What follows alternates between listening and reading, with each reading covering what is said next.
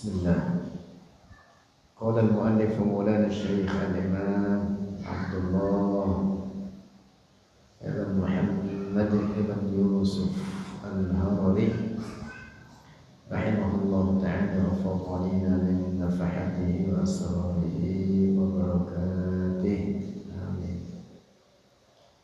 وليس محور الاعتقاد, dan bukanlah pangkal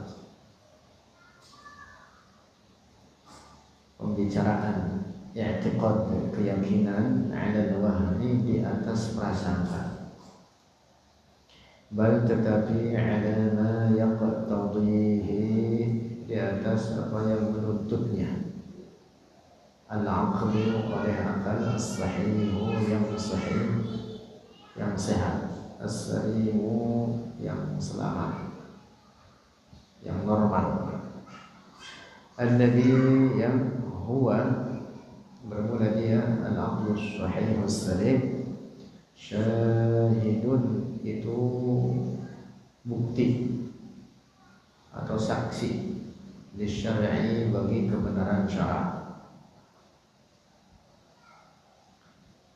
Wadzalika, dan demikian itu terkait dengan sebelumnya pembahasan yang lalu, bahwa Allah tidak menyerupai ciptaannya, bahwa Allah bukan benda, maha suci dari segala bentuk dan ukuran, dan bahwa Allah ada tanpa tempat dan tanpa arah. Annal mahduda, sesungguhnya sesuatu yang memiliki bentuk, muhtajun, itu membutuhkan, ila man, kepada siapa, haddahu, yang menetapkan bentuknya, al-mahdud, bidzalika, dengan demikian, hadd, bidzalika al-haddi, dengan demikian itu bentuk. Fala yakunu ilahan, maka tidak menjadi dia akan Tuhan. Artinya bahwa Allah maha suci dari bentuk dan ukuran, kecil maupun besar. Oleh karena jika Allah memiliki bentuk dan ukuran, maka berarti Allah membutuhkan kepada yang menjadikannya dalam bentuk tersebut. Dan sesuatu yang membutuhkan, maka berarti ia itu lemah diciptakan. Dan yang demikian itu tentu mustahil sebagai Tuhan yang berhak disembah. Karena itu maka Allah Subhanahu wa ta'ala maha suci dari segala bentuk dan ukuran, kecil maupun besar. Allah bukan benda, maha suci dari susunan-susunan atau anggota-anggota badan. Akal kita menetapkan begitu, sebagaimana juga syara' menetapkan demikian. Ada banyak dalil firman Allah dan hadis Rasulullah yang diantaranya sudah kita baca kemarin, seperti firman Allah, laisa kamitslihi syai', dia Allah tidak menyerupai suatu apapun. Ayat ini memberikan penegasan bahwa Allah bukan benda, karena segala sesuatu apapun selain Allah adalah benda. Alam ini yaitu apa? Segala sesuatu selain Allah.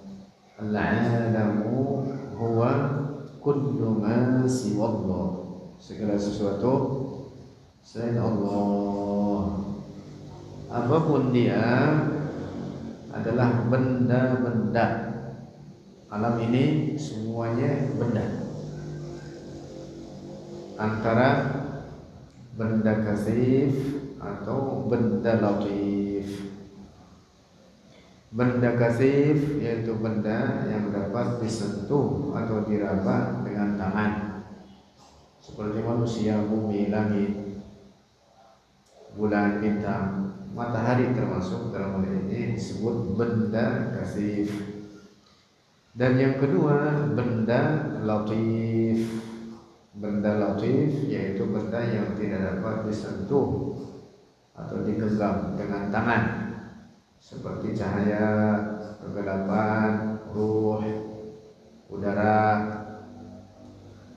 dan lain-lain. Disebut dengan apa? Benda latif. Allah bukan benda kasif, bukan benda latif. Allah yang menciptakan alam ini, apapun segala sesuatu ciptaan Allah. Allah yang menciptakan alam ini, maka Allah tidak sama dengan ciptaannya tersebut.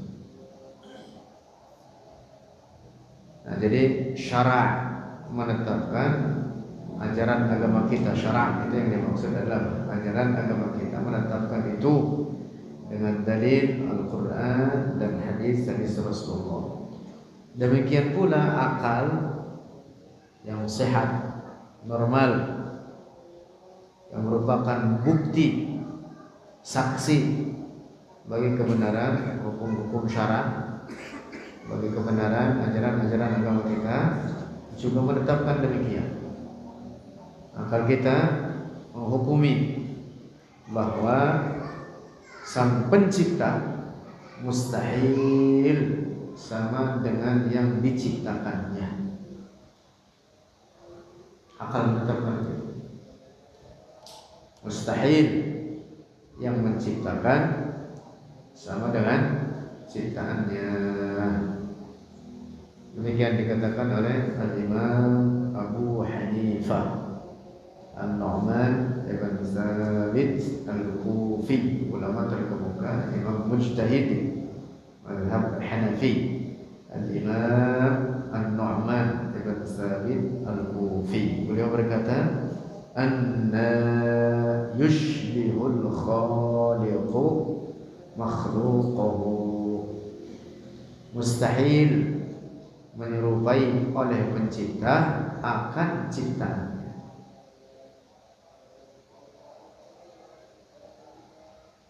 Nah, jadi akal sebagai saksi bagi kebenaran syara'. Syara' menetapkan laisa kamitslihi syai', Allah tidak menyerupai suatu apa-apa. Akal sehat pun demikian menetapkan mustahil Allah menyerupai ciptaannya. Nah, termasuk merupakan pokok akidah yang ditetapkan oleh syara', yang juga dikuatkan dengan saksi akal sehat itu tadi, adalah bahwa Allah ada tanpa tempat dan tanpa arah. Allah ada tanpa tempat dan tanpa arah, tidak dikatakan di satu tempat atau di semua tempat, tidak dikatakan di mana-mana, tidak dikatakan tersebar di bumi ini, sebagaimana juga tidak boleh dikatakan bertempat di langit atau bersemayam di atas arsy. Langit dan arsy adalah ciptaan Allah, maka Allah tidak boleh dikatakan bertempat pada ciptaannya. Nah, maka waspadai keyakinan rusak yang disebarkan oleh sebagian orang di masyarakat kita, mereka yang disebut dengan golongan Wahabi, yang belakangan mereka menamakan dirinya dengan nama Salafi. Sesungguhnya mereka adalah Wahabi. Hati-hati, mereka sekarang menyebar dengan nama apa? Salafi. Mereka menyebarkan akidah rusak, mengatakan, kata mereka, Allah duduk, bersemayam, bertempat di atas arsy. Na'udzubillah. Keyakinan rusak. Keyakinan yang benar Allah ada tanpa tempat dan tanpa arah. Lanjut. Fakama sahha, maka sebagaimana sah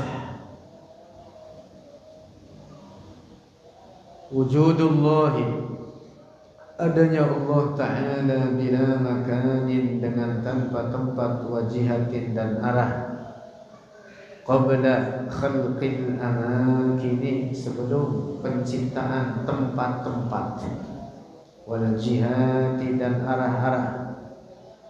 Kadzalika fakadzalika, maka demikian pula yasihhu, sah secara akal, artinya diterima secara akal, wujuduhu, adanya Allah, ba'da khalqil amakini, setelah penciptaan tempat-tempat, bila makanin, dengan tanpa tempat, wajihatin dan tanpa arah. Siapa yang menciptakan tempat? Allah. Siapa yang menciptakan arah? Allah. Sebelum menciptakan tempat dan arah, Allah ada tanpa tempat dan tanpa arah. Maka setelah menciptakan tempat dan arah, Allah tidak berubah. Allah tetap ada tanpa tempat, tanpa arah, tidak membutuhkan penciptaan.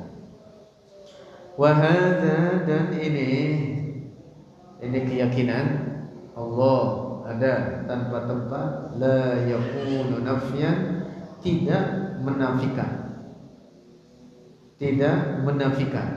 liwujudihi ta'ala, bagi wujudnya Allah Ta'ala, kama za'amat, seperti berprasangka al-musyabbihatu oleh kaum musyabbihah,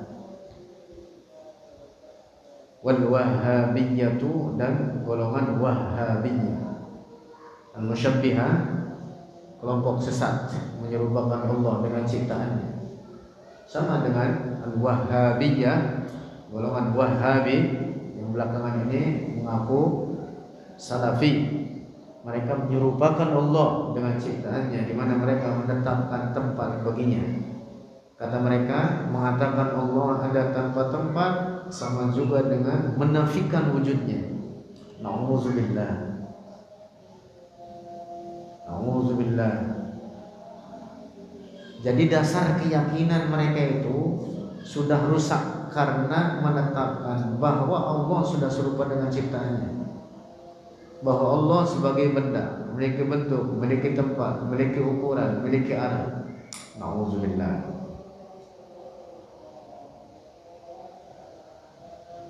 Keyakinan siapa?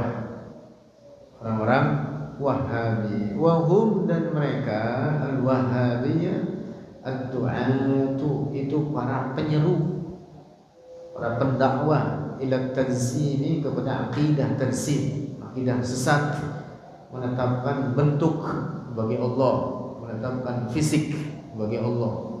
Fi hadzal asri, di masa ini, di masa sekarang ini. Dan bala, musibah terbesar bagi umat ini menjelang kiamat adalah menyebarnya faham ini, tasybih tanzim. Musibah paling besar menyebarnya ajaran Ibnu Taimiyah. Siapa yang mengatakan ini? Sayyiduna Ali ibn Abi Thalib. Dan ini merupakan karamah dari beliau. Dengan ilhamnya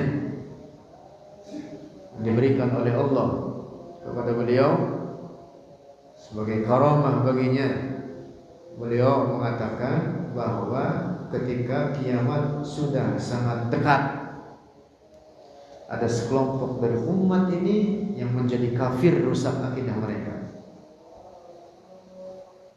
Dengarkan ini redaksinya. Saya hafal redaksinya. Diriwayatkan perkataan Al-Imam Ali ibn Abi Thalib ini oleh Al-Imam Ibnul Muallim Al-Qurashi. dalam kitab Najmul Muhtadi wa Rajmul Mu'tadi. Dalam kitab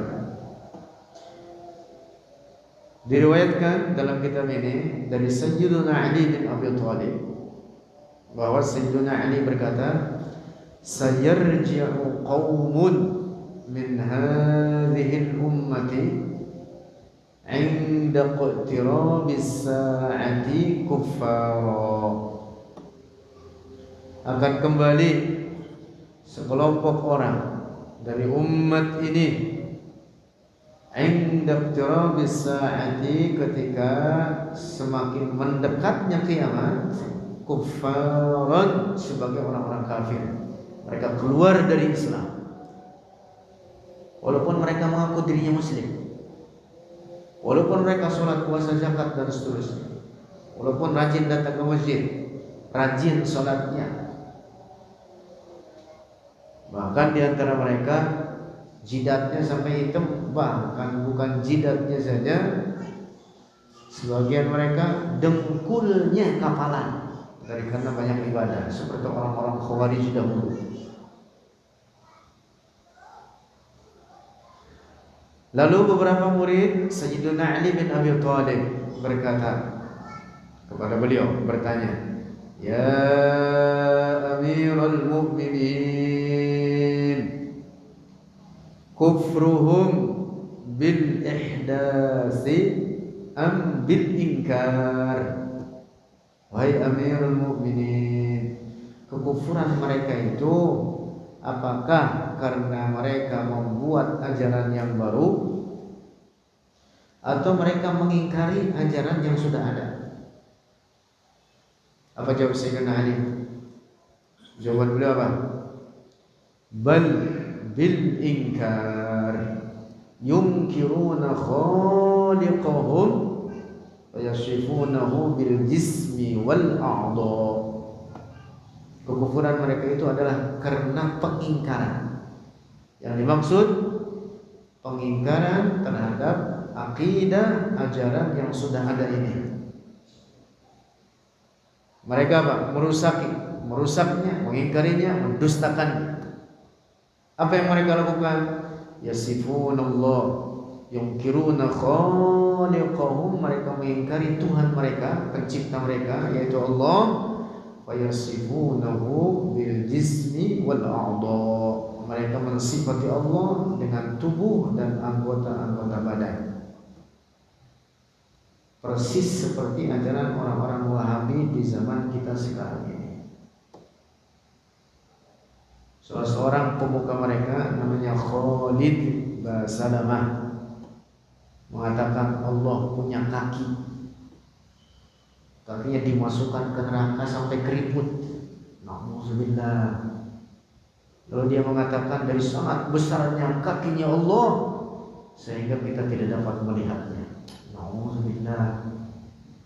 Bukan tauhid, ini namanya tasybih, taksib. Ini namanya apa? Penyerupaan Allah dengan ciptaannya, menetapkan Allah sebagai benda fisik. Nauzubillah. Itu bukan akidah Islam, itu akidah Yahudi, akidah orang-orang Yahudi. Orang-orang Wahabi sekarang meyakini Allah bertempat di atas arsy. So, persis seperti itu keyakinan orang-orang Yahudi. Orang Yahudi berkeyakinan Allah bertempat di atas arsy.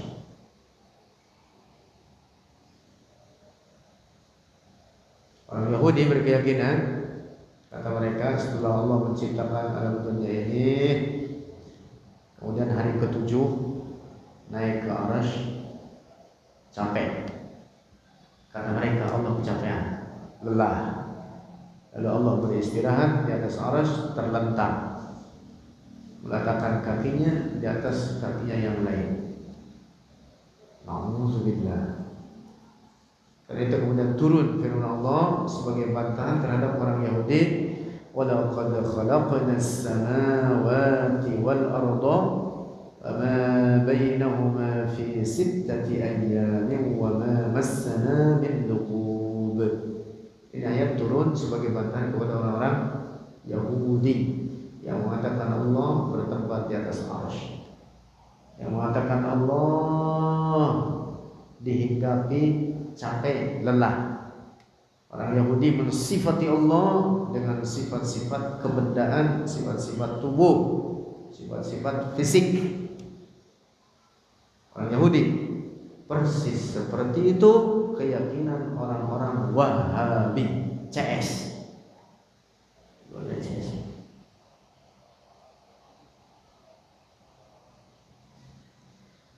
Kalau bukan CS, orang-orang Yahudi yang sekarang membantai umat Islam Palestina sudah dibantuin, tapi karena CS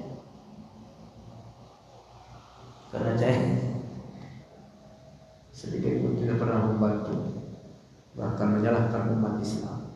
Bahkan di antara pemuka orang-orang Wahabi mengatakan umat Islam yang ada di Palestina sudah keluar semua, serahin sama orang Yahudi. Na'udzubillah. Ibn Baz mengatakan dia seorang pemimpin Wahabi.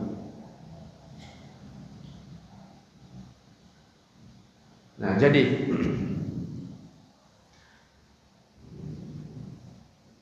keyakinan rusak di akhir zaman ini telah disinyalir oleh Al-Imam Ali ibn Abi Thalib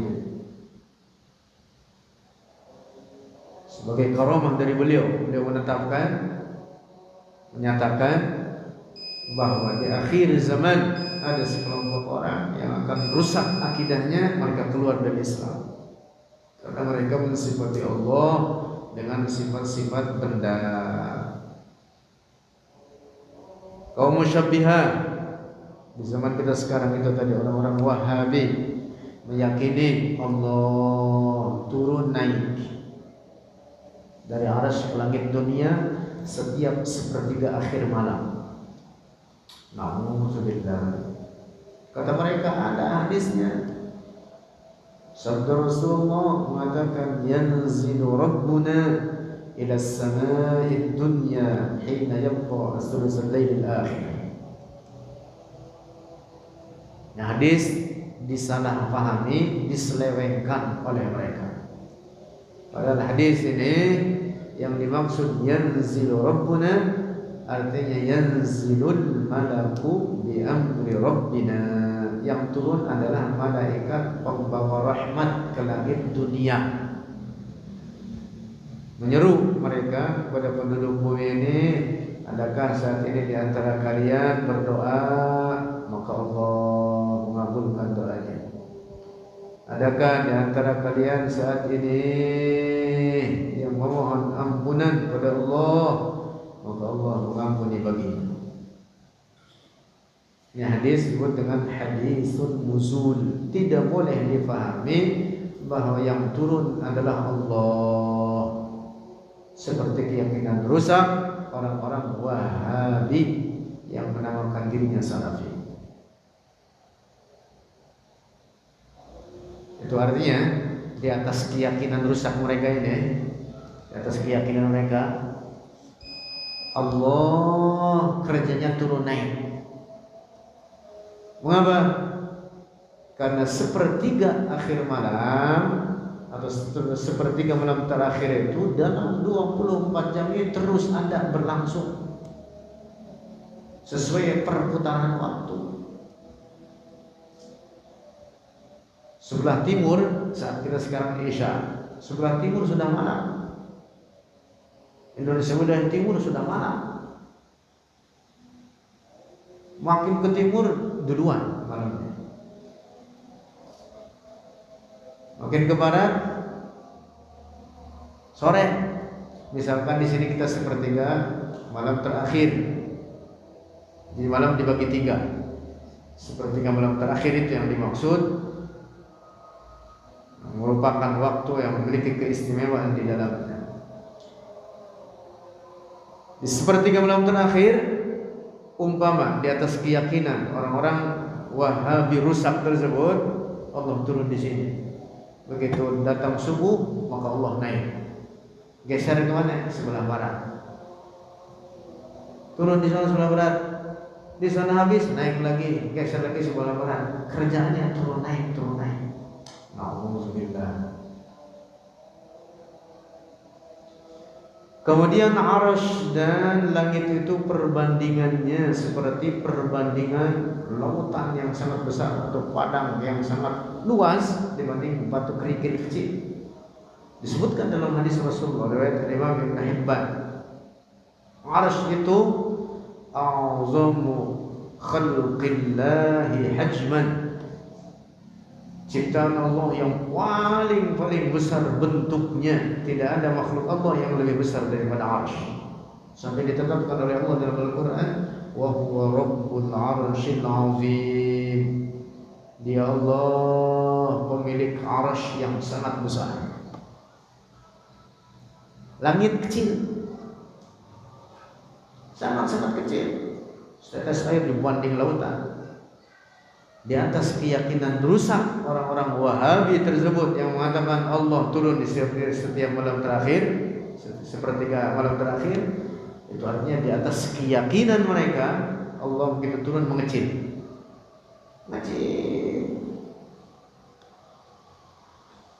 Kemudian habis sepertiga akhir malam naik lagi, kegedean lagi. Jadi kerjaannya kegedean kecilan, kegedean kecil, gede kecil, gede kecil, gede kecil dan turun naik, turun naik. Nauzubillah. Nauzubillah. Makanya rusak pemahaman demikian itu. Nah, tetapi makna yang benar terkait hadisun nuzul bahwa yang turun dalam hal ini adalah siapa? Malaikat pembawa rahmat. Malaikatur rahmah yanzilu Rabbuna ay yanzilul malaku bi amri rabbina. Turun malaikat dengan perintah Tuhan kita, dengan perintah Allah. Adapun kata kerja yanzilu yang makna harfiahnya turun disandarkan kepada Rabbuna. Ini namanya majaz. Ini namanya apa? Majaz, metafor. Dalam bahasa Arab ungkapan bahasa semacam ini biasa digunakan, bahkan dalam bahasa kita, dalam bahasa Indonesia pun juga sering digunakan. Kalau dikatakan presiden membangun istana, yang bangun siapa? Tukang. Nggak ada presiden angkut-angkut semen, bikin adukan, angkut batu bata. Tapi mengapa kata kerja disandarkan kepada dia? Presiden membangun istana karena dia yang memerintah. Adapun yang pekerjanya siapa? Tukang insinyur. Tukang apa lagi? Tukang adukan. Tukang aduk. Tukang apa lagi? Tukang ukur. Tukang yang kerjanya. Nah, ini namanya majaz, isti'arah. Ini namanya apa? Majaz. Demikian pula dalam bahasa Arab dan terlebih lagi dalam bahasa Arab penggunaan majaz itu sangat luas. Termasuk salah satunya dalam makna hadis ini, hadisun nuzul. Wallahu a'lam bishawab.